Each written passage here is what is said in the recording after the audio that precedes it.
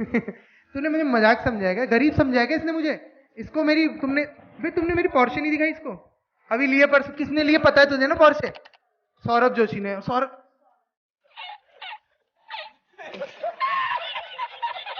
मैं पायलट के बगल में बैठता हूँ इस चक्कर में। उसको बताता हूँ हवा में रास्ते होते हैं पता है आपको, तो मैं बताता हूँ उसको कि भाई यहाँ से आगे से लेफ्ट ले ले, ट्रैफिक मिलेगा। भाई साहब कुछ ज्यादा नहीं हो गया ये? मतलब कुछ भी। इसको इस एग्जांपल से समझ सकते हो, जिस हॉस्पिटल में पैदा हुए उसी हॉस्पिटल में मर गए तो आप लोग का डिस्प्लेसमेंट जीरो। कि आपका इनिशियल पॉइंट वो हॉस्पिटल, फाइनल पॉइंट भी वो हॉस्पिटल। सब प्रभु की माया है। ठीक है, मोशन चैप्टर स्टार्ट करेंगे अब हम। कौन सा? मोशन। मोशन में हम पढ़ेंगे बेटा मोशन मतलब क्या है। आज तक हमने जो मोशन के बारे में सुना है, मोशन का मतलब क्या होता है? मूवमेंट। हम गलत बोलते हैं, मूवमेंट नहीं, मोशन का मतलब। अच्छा ये बताओ, ये दोनों मूवमेंट में है क्या? ये दोनों मोशन में है क्या? दोनों मार्कर कैसे कह सकते हो आप दोनों मार्कर मूवमेंट में? ना, मोशन मतलब होता है बॉडी का मूवमेंट, एक बॉडी का मूवमेंट दूसरी बॉडी की रिस्पेक्ट में। क्या होता है? एक बॉडी का मूवमेंट दूसरे बॉडी के रिस्पेक्ट में। जैसे आपके हिसाब से मैं अभी चल रहा हूं ना, लेकिन क्या मार्कर के हिसाब से मैं चल रहा हूं ना? क्योंकि मार्कर और मेरी अभी जितनी दूरी है अभी भी उतनी दूरी है। मैं इसको लंदन भी घुमाने ले जाऊं तब भी नहीं कहेगा भाई तू घुमा के लाया, क्योंकि इसने तो मुझे यहीं पे देखा है। समझ में आया? तो motion, movement of any object with respect to, important है, विथ रिस्पेक्ट टू स्टेशनरी, किसी ठहरे हुए सब्सटेंस के साथ, किसी ठहरे हुए ऑब्जेक्ट के रिगार्डिंग। ये नहीं कि आप मैं और पे, अच्छा मान लो कार के अंदर में बैठ के चल रहा हूं, तो क्या कार और मैं मोशन में है ना? क्या मैं मोशन में हूं? आप पूछोगे, अगर कोई ऐसा क्वेश्चन पूछा, आप पूछोगे किसके रिस्पेक्ट में हो? पहले ये तो बताओ। पेड़ों के रिस्पेक्ट में, गाड़ी, दूसरी गाड़ियों के रिस्पेक्ट में तो मोशन में हूं हाँ मैं, लेकिन अगर कार के रिस्पेक्ट में कहते हैं तो मैं मोशन में नहीं हूं। समझ में आया?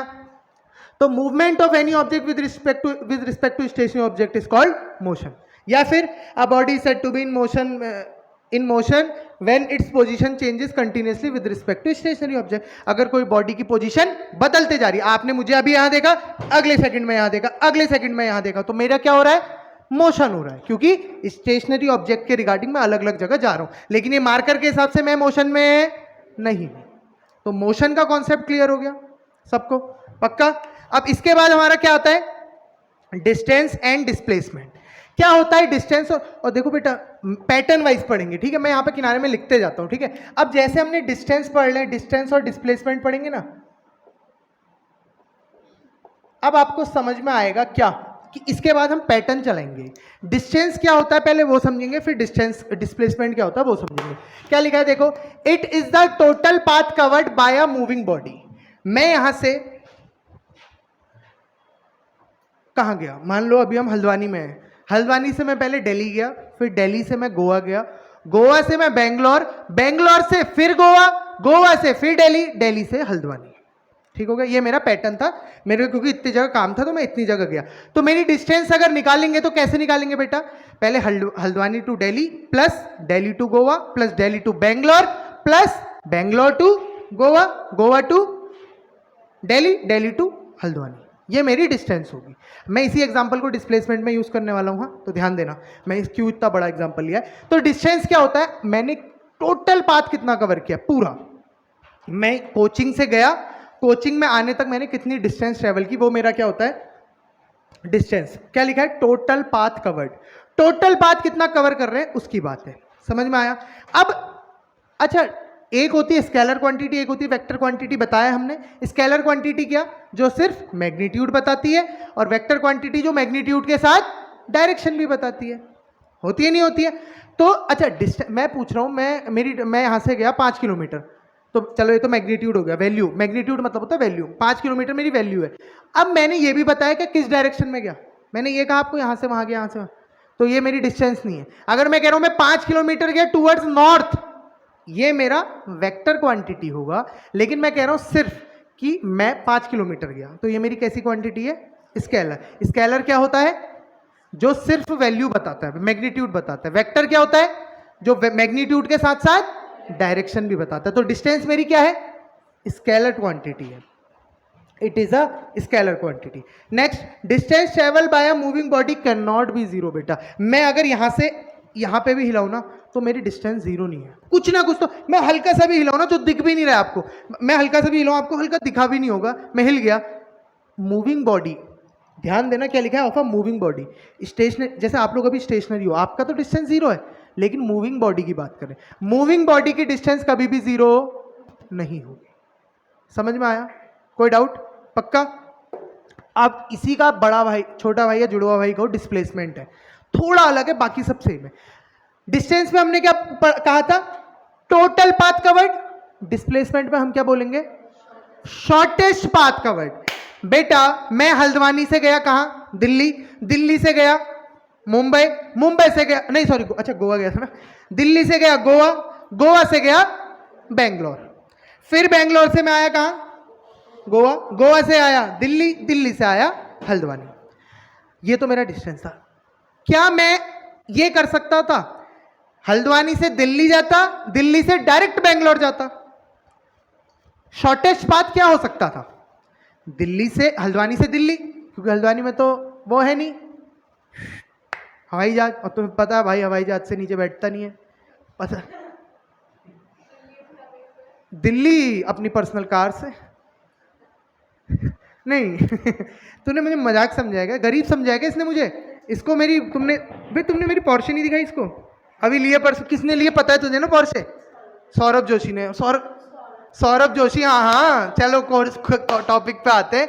तो क्या है डिस्प्लेसमेंट? मतलब होता है शॉर्टेस्ट पाथ कवर्ड। क्या होता है? शॉर्टेस्ट, सबसे छोटा पाथ। एक पॉइंट से दूसरे पॉइंट तक सबसे छोटा पाथ क्या हो सकता है? यहां से वहां जाने के मेरे पास दो रास्ते हैं, एक बार ऐसे गया फिर आगे को आया, एक रास्ता ये था, और एक रास्ता है यहां से ऐसे गया। शॉर्टेस्ट कौन सा है?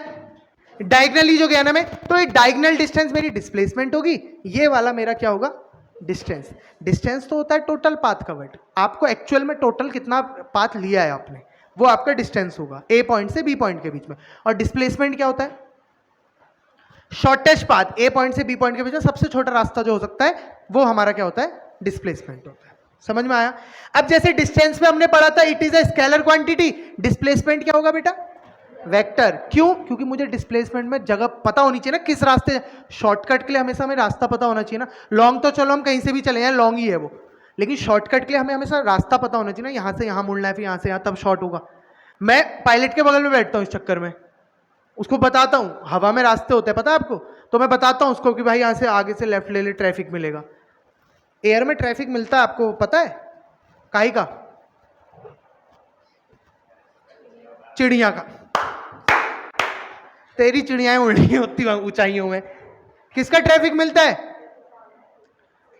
देखो अलग अलग चीजें होती हैं, अलग अलग एयर्स होती हैं, अलग अलग डिफरेंट लेयर में हमारे एरोप्लेन्स उड़ते हैं, और दूसरे प्लेन्स के भी आपको पता है हवा में रास्ते होते हैं, वो सिर्फ पायलट को पता होता है, जिन्होंने स्टडी करी होती है उन्हें दिखते हैं, तो उन्हें पता होता है किस रास्ते जाना है, किससे कहाँ से क्या करना है, कहाँ से मुड़ना है। वरना आप खुद सोचो ना, हवा में कैसे पता चलता होगा उन्हें कि आप यहाँ से यहाँ मुड़ना है? उन्हें तो सब एक समान दिख रहा होता है, लेकिन वो पूरा नेविगेशन जो सिस्टम होता है आगे, वो सब बताता है उन्हें। मतलब मैं बैठा हूं ना उसके बगल में, बैठता हूं, गूगल मैप, गूगल मैप तेरा हवा के रास्ते बताएगा, वो रोडों के तो अच्छे से बता नहीं पा रहा है। परसों हमें हाईवे कह के गली में घुसवा दिया यार गूगल मैप ने, कहता है आप NH87 में हैं। NH87 हमारा नैनीताल, हल्द्वानी नैनीताल वाला हाईवे। यार वो पीछे पॉलीशीट वाली गली में थे हम, मैंने कहा ये कौन से हाईवे 87 में खड़ा हूं मैं, NH87 में। ठीक है, तो अब देखो डिस्प्लेसमेंट क्या था? वेक्टर क्वांटिटी थी, कहा मैंने। तीसरा पॉइंट क्या पढ़ा था हमने यहाँ? Distance travel by moving body can not be zero, distance कभी जीरो नहीं हो सकती। क्या डिस्प्लेसमेंट जीरो हो सकता है? यस, क्योंकि डिस्प्लेसमेंट क्या था? Shortest path covered. मैं हल्द्वानी से दिल्ली, दिल्ली से गोवा, गोवा से बेंगलोर, फिर बेंगलोर से गोवा, गोवा से दिल्ली, दिल्ली से हल्द्वानी पहुंच गया, तो मैं टोटल डिस्प्लेसमेंट क्या हुआ मेरा? जीरो, क्योंकि मैं ए पॉइंट से, मैं यहां से शुरू हुआ, घूम फिर के लास्ट में यहीं पे आ गया, तो मेरा डिस्प्लेसमेंट क्या होगा? जीरो। लेकिन डिस्टेंस क्या होगा? इसका दुगना। डिस्टेंस जीरो नहीं हो सकता मूविंग बॉडी का, लेकिन डिस्प्लेसमेंट जीरो हो सकता है। तो हमने यहां तीन मेजर डिफरेंस पढ़ लिए डिस्टेंस और डिस्प्लेसमेंट में, जिसका क्वेश्चन पेपर में पूछता है, मिड टर्म में भी पूछेगा, फाइनल्स में भी पूछेगा। क्या पूछता है? डिस्टेंस और डिस्प्लेसमेंट में डिफरेंस बताओ। मेंशन 3 मेजर डिफरेंस या 3 difference between distance and displacement. 3 से ज्यादा पूछेगा नहीं, 1 से 2 मार्क्स का पूछता है क्वेश्चन। ठीक हो गया। नेक्स्ट है, अब आता है मोशन। दो टाइप के मोशन होते हैं बेटा। कितने टाइप के? दो टाइप के। एक होता है यूनिफॉर्म मोशन, एक होता है नॉन यूनिफॉर्म मोशन। अब यूनिफॉर्म मतलब क्या है? यूनिफॉर्म का मतलब होता है एक जैसा। जैसे आपके स्कूल की ड्रेसेस होती है उनको यूनिफॉर्म कहते हैं। यूनि मतलब एक, फॉर्म मतलब एक जैसा। ठीक हो गया। तो यूनिफॉर्म मोशन मतलब जो एक ही जैसा मोशन कर रहे हैं। जैसे फैन है हमारा, मैंने अगर 5 में चला रखा है तो ये 5 में चलता है, 5 ही में चल रहा है। लेकिन ये पंखा है, मोशन कर रहा है नहीं, तो 20, ये 5 की मैं 5 की स्पीड में घूम रहा है, तो क्या है इसका मोशन? यूनिफॉर्म है। एक सेकंड में जितने चक्कर लगा रहा है, हर सेकंड में उतने लगा रहा है, कम ज्यादा लगा रहा है? एक ही उतने ही लगा रहा होगा। फॉर एग्जाम्पल क्लॉक, 1 मिनट, 1 घंटे में कितने बार घूमती है? बड़ी वाली है वो मिनट हैंड, 60 बार। दूसरे घंटे में 61 या 59? 60 ही घूमेगी बेटा, चेंज तो नहीं होता ना।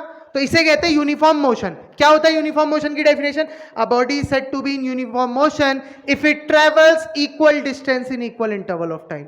अगर इक्वल डिस्टेंस है, पहले सेकंड में 1 कदम तो अगले सेकंड में भी 1 कदम, अगले सेकंड में भी 1 कदम, तो equal distance in equal time, equal distance in equal time. समझ में आया? पक्का?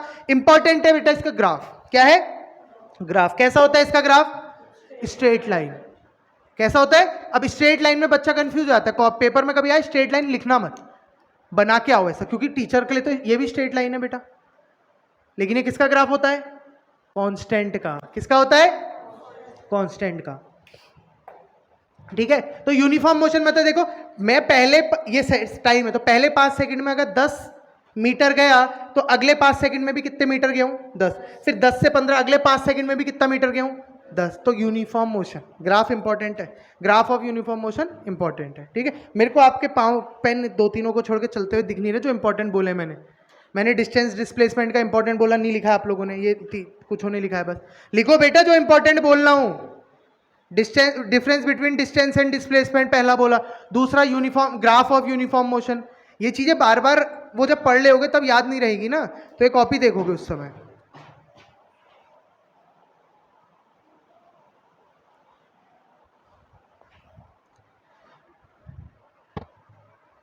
चलो यहां देखो, अब आता है नॉन यूनिफॉर्म मोशन। इससे तो इतना इंपॉर्टेंट नहीं है, नॉन यूनिफॉर्म का ग्राफ वगैरह ऐसा पूछता नहीं, बाय चांस। यूनिफॉर्म का पता है तो नॉन यूनिफॉर्म का भी पता होना चाहिए। यूनिफॉर्म का कैसा होता है? Straight line. नॉन यूनिफॉर्म का कैसा होता है? Curved line. अच्छा, यूनिफॉर्म क्या था? Equal distance in equal time, equal distance in equal time. अब क्या होगा? Unequal distance in equal time. पहले सेकंड में मैंने 1 कदम लिया, दूसरे सेकंड में मैंने 2 कदम लिए, तीसरे सेकंड में मैंने आधा ही कदम लिया। ये कैसा मोशन हो रहा है? Non uniform. अलग अलग है, पहले 1 कदम लिया फिर 2, नॉन यूनिफॉर्म मोशन हो रहा है। तो equal, unequal distance in equal interval of time. देखो लिखा होगा, if it travel unequal distance in equal interval of time. अगर कोई भी मोशन अनइक्वल डिस्टेंस कर रहा है इक्वल इंटरवल ऑफ टाइम में, इसे हम क्या कहते हैं? Non uniform motion. एग्जाम्पल बताएगा कोई? एग्जाम्पल हमारा, हम लोग जैसे आप लोग अभी कोचिंग आए, कैसे आए? यूनिफॉर्म में, नॉन यूनिफॉर्म में?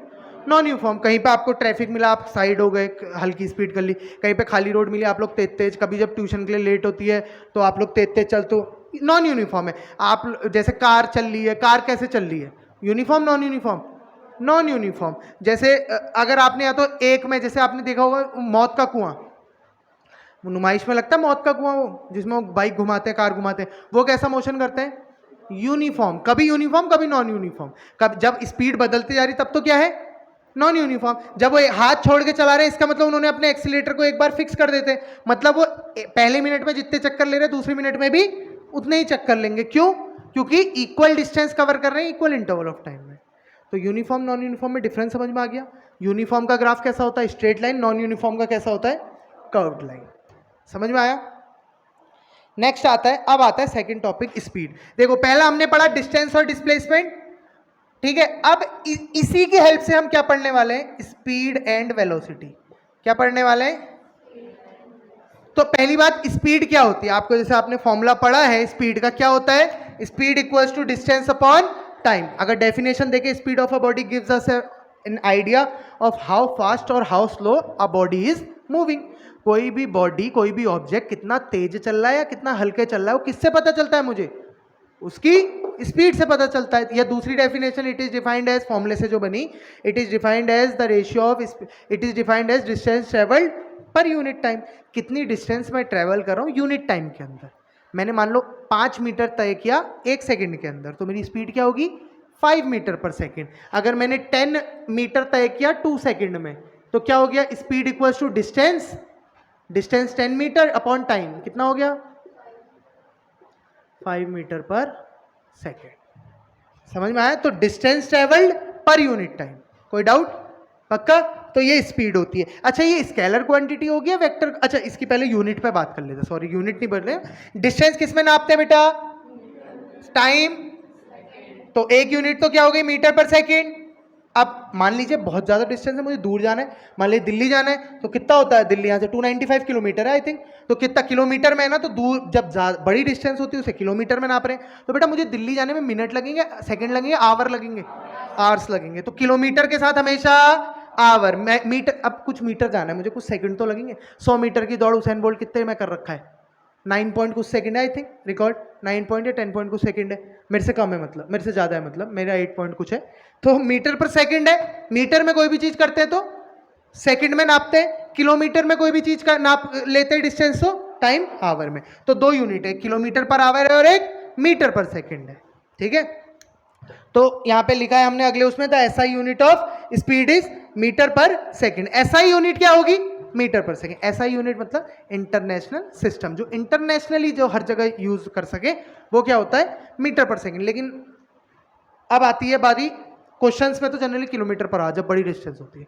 ठीक है, अब स्पीड स्केलर होगी या वेक्टर, याद नहीं करना है। फॉर्मूला होता है speed equal to distance upon time. किसी भी चीज का आपने स्केलर वेक्टर पता करना है, उसके फॉर्मूले में चले जाओ, फॉर्मूले में जो होगा उससे पता चल जाएगा। बेटा डिस्टेंस क्या पढ़ी थी हमने, स्केलर या वेक्टर? स्केलर। टाइम क्या होता है, स्केलर या वेक्टर? तो बेटा 2 स्केलर को डिवाइड करके क्या आएगा, स्केलर क्वांटिटी आएगी। तो इसलिए स्पीड कैसी हो गई, स्केलर क्वांटिटी। समझ में आया? पक्का? तो स्पीड कैसी क्वांटिटी, स्केलर क्वांटिटी। नेक्स्ट है स्पीड, ये अच्छा स्पीड का किससे मेजर करते हैं बेटा? स्पीडोमीटर। किससे? स्पीडोमीटर। और डिस्टेंस किससे मेजर करते हैं? ओडोमीटर। पूछता है 1 मार्क्स में क्वेश्चन, वो एमसीक्यू में ना पूछता है, बच्चा कंफ्यूज होता है, बच्चे से पूछता है to measure the distance name the instrument used. तो क्या लिखोगे वहां पे डिस्टेंस के लिए? ओडोमीटर। आपने अपनी स्कूटी बाइक्स में देखा होगा, डिस्टेंस इतना किलोमीटर चले इतना वो आता है ना, वो क्या है? ओडोमीटर लगा है उसमें। और जो डिस्टेंस वो स्पीड बताता है, वो 40 की स्पीड में, 30 की स्पीड में, 50 की स्पीड में, वो क्या है? स्पीडोमीटर। समझ में आया क्या होता है स्पीडोमीटर, क्या होता है ओडोमीटर? पक्का पूछ सकता है 1 मार्क्स में स्पीडोमीटर और ओडोमीटर के बारे में। जल्दी लिख लो इसको, फिर मतलब स्पीडोमीटर वाला इंपॉर्टेंट है, लिख लो, फिर मैं आगे बढ़ ले।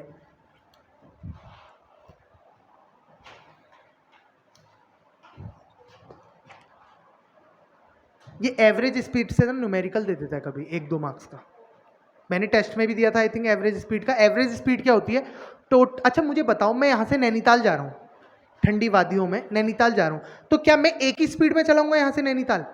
लेकिन मैं पहुंचा तो मेरी स्कूटी में डिजिटल एनालॉग सिस्टम है, तो उसमें मुझे बताया कि आप 42 किलोमीटर पर आवर की स्पीड में चले। तो वो गलत बता रही थी क्या? वो स्पीड नहीं बता रही थी बेटा, वो एवरेज स्पीड बता रही थी। क्या बता रही थी? Average speed. क्या होता है average speed? Total distance travelled upon total time taken. मान लीजिए मैं नैनीताल को यहाँ से 3 पार्ट में तोड़ता हूँ। पहले मैं घर से निकला जूलीकोट तक, जूलीकोट ये घर से निकला जूलीकोट, जूलीकोट से निकला जूलीकोट से 2 गांव और 2 गांव से नैनीताल। तो टोटल हमारे यहाँ से 43 किलोमीटर होता है, 42 43।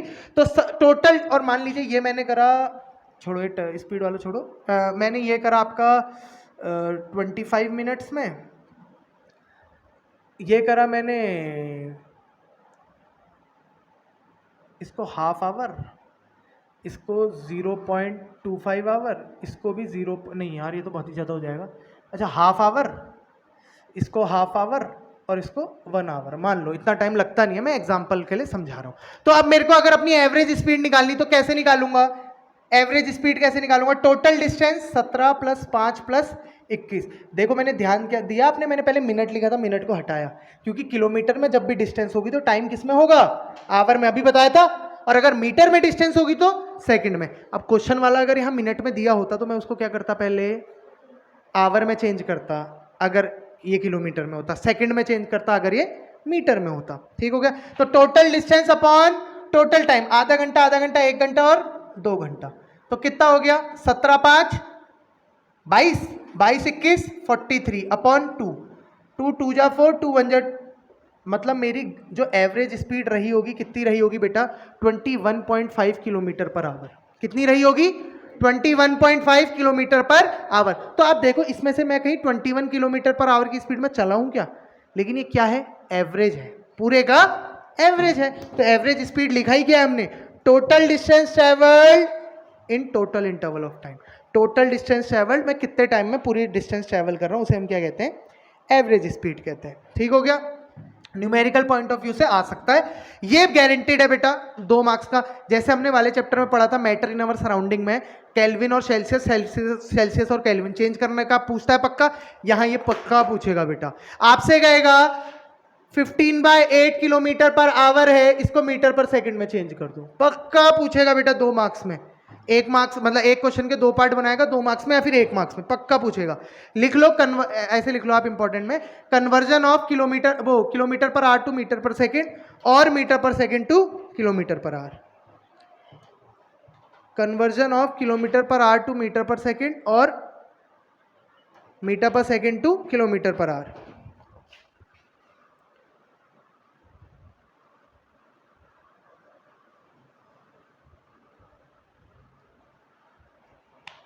सही चल रहा है, सही पढ़ा रहा हूं मैं। लिख लिया बेटा, लिखा आप लोगों ने कन्वर्जन।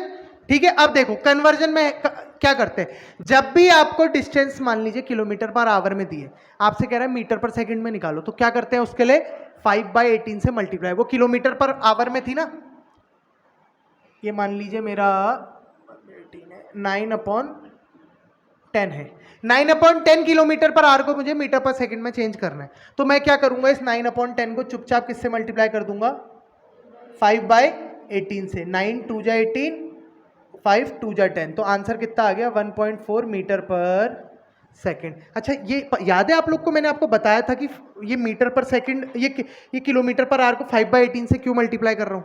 देखो अगर आप लोग भूल गए बाई चांस तो ऐसा कर सकते हैं, 1 किलोमीटर, अच्छा किलोमीटर पर आवर को मीटर पर सेकंड में चेंज करना मतलब किलोमीटर को मीटर में, टाइम आवर को सेकंड में। 1 किलोमीटर में कितने मीटर होते हैं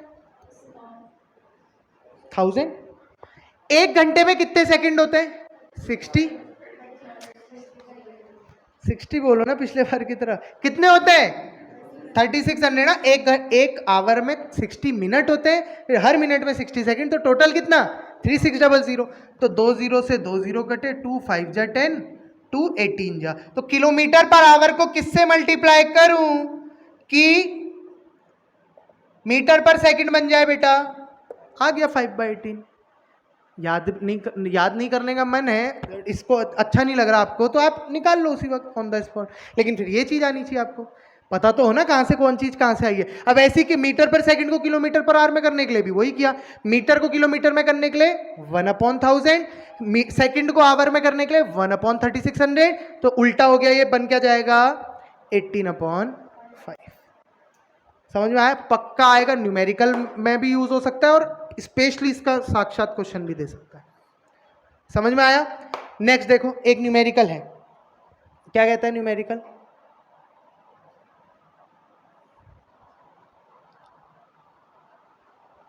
पढ़ो एक बार numerical. A scooter covers a distance of 3 kilometre in 5 minutes, calculate the speed in centimetre per second. देखो क्या करना है, उसने मुझे दी है डिस्टेंस, कितनी दी है 3 किलोमीटर, और टाइम किसमें दिया है 5 मिनट में। अब मेरी दिमाग की बत्ती यही जलनी चाहिए कि या तो इसको मीटर में और इसको सेकंड में करूं, या अगर ये किलोमीटर में तो इसको आवर में करूं। लेकिन अब देख लेता हूं उसने पूछा क्या, उसने स्पीड पूछा है, पहला पूछा है सेंटीमीटर पर सेकंड में, मतलब इस किलोमीटर को मैं सेंटीमीटर में करूंगा और मिनट को सेकंड में चेंज करूंगा, फिर दोनों को डिवाइड कर दूंगा। समझ में आया। दूसरे पार्ट में किलोमीटर को मीटर में, मिनट को सेकंड में। तीसरे पार्ट में किलोमीटर पर आवर में, मुझे इससे मतलब ही नहीं है, मीटर पर सेकंड में आया था मेरा, उस मीटर पर सेकंड वाले को किससे मल्टीप्लाई कर दूंगा,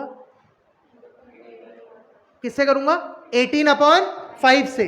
मीटर पर सेकंड अभी बताया था ना ये ऊपर पे, ये देखो मीटर पर सेकंड को 18/5 से मल्टीप्लाई करते हैं तो किलोमीटर पर आवर बनता है। तो ये जो मीटर पर सेकंड में आंसर आया होगा उसको 18/5 से मल्टीप्लाई करूंगा, किलोमीटर पर आवर हो जाएगा।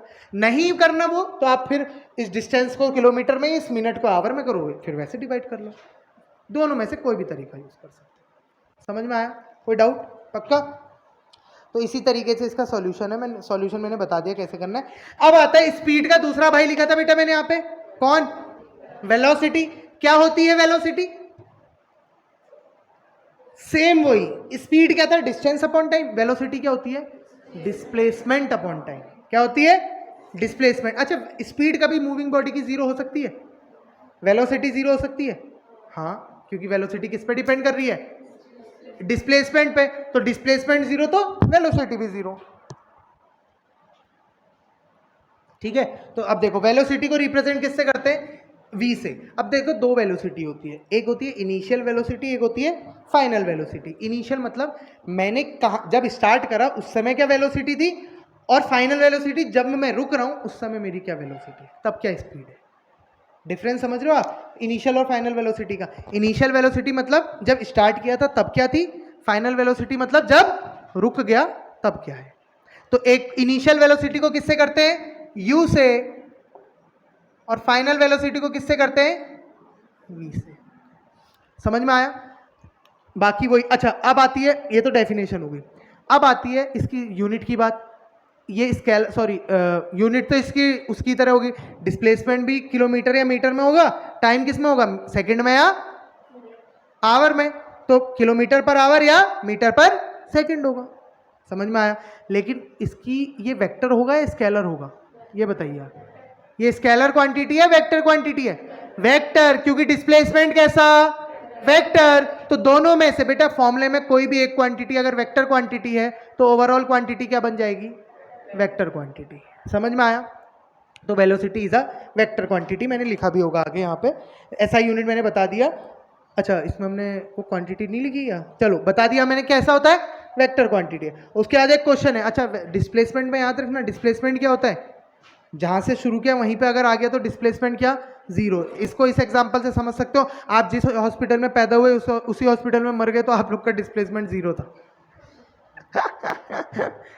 वही तो हुआ, क्योंकि आपका इनिशियल पॉइंट वो हॉस्पिटल, फाइनल पॉइंट भी वो हॉस्पिटल। सब प्रभु की माया है। ठीक है, चलो बेटा अब अगला टॉपिक आता है एक्सीलरेशन। क्या आता है, एक्सीलरेशन। एक्सीलरेशन क्या होता है, नाम से क्या लग रहा है, एक्सीलरेट।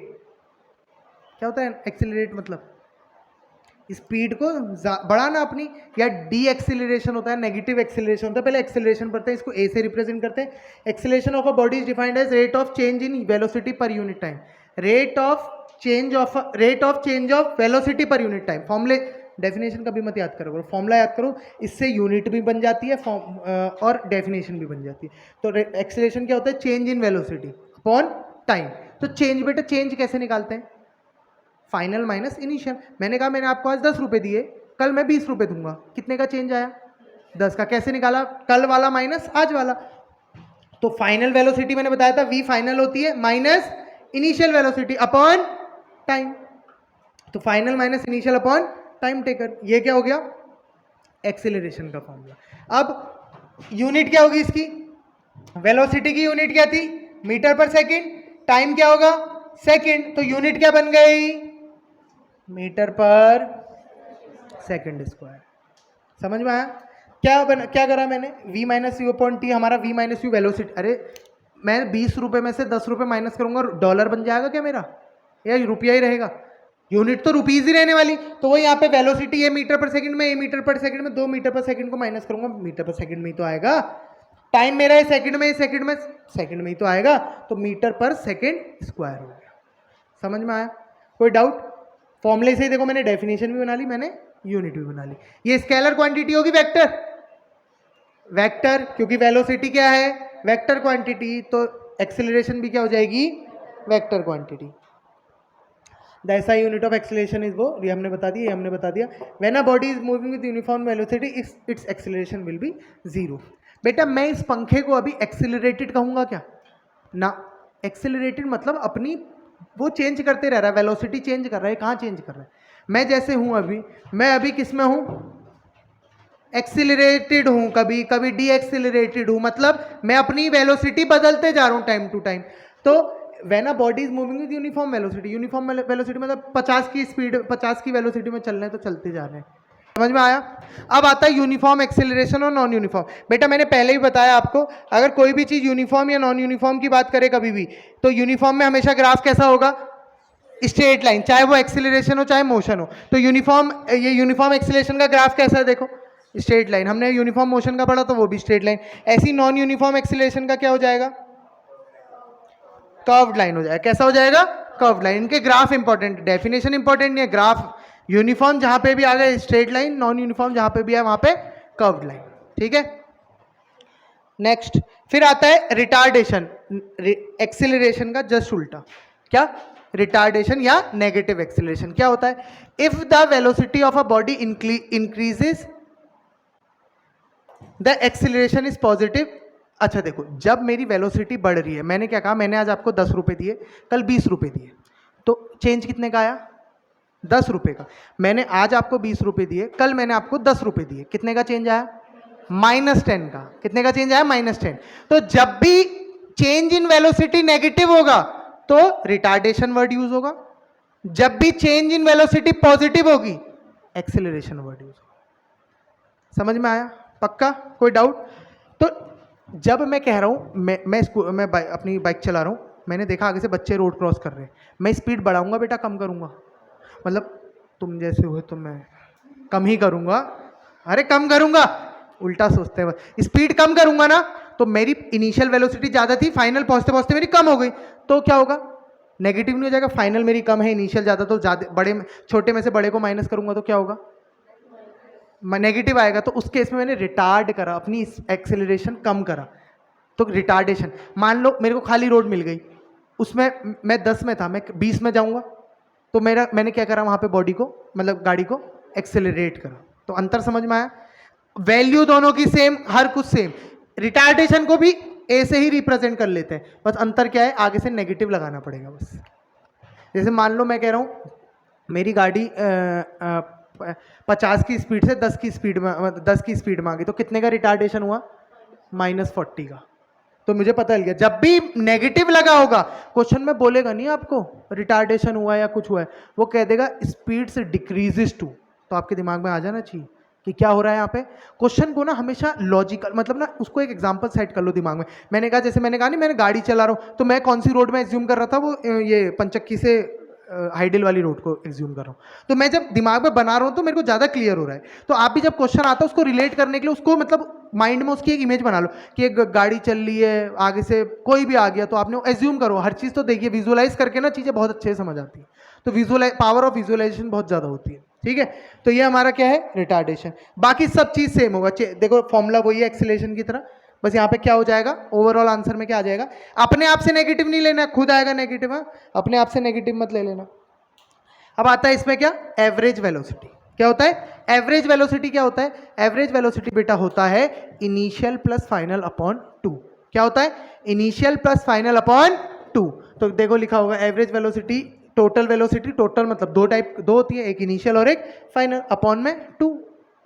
तो initial velocity plus final velocity upon 2, V bar से रिप्रेजेंट करते हैं, यू प्लस वी अपॉन 2। समझ में आया। फिर आते हैं इसके न्यूमेरिकल। ये है इस चैप्टर का पार्ट 1। क्या है इस चैप्टर का, पार्ट 1। पार्ट 2 हम अगली क्लास में करेंगे। पार्ट 2 में हमने, इंपॉर्टेंट पार्ट 2 है बेटा, अभी तक जितना पढ़ा है अब उसको यूज करना है पार्ट 2 में हमने।